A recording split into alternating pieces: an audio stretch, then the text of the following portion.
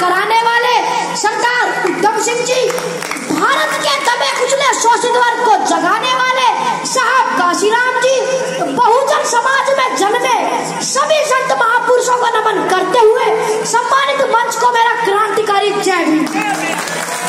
साथियों, आज 14 अप्रैल बाबा साहब के जन्म दिवस की आप सभी को हार्दिक शुभकामनाएं देता हूँ।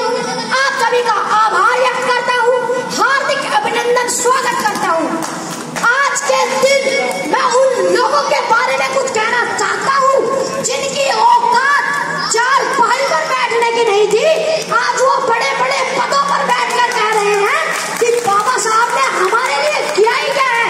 मैं उन लोगों को बता देना चाहता हूँ कि बात 26 नवंबर 1949 की है। 26 नवंबर 1949 को बाबा साहब ने इस देश का संविधान बनाकर तैयार किया और जब बाबा साहब संविधान को लेकर संसद भवन में पेश कर वापस आ रहे थे, तब वहां पर एक महापुरुष थे जिनका नाम था आचार्य कृपाली जी। आचार्य कृपाली जी ने पूछा, अरे अम्बेडकर, आज आप इतने खुशनजर क्यों आ रहे हो?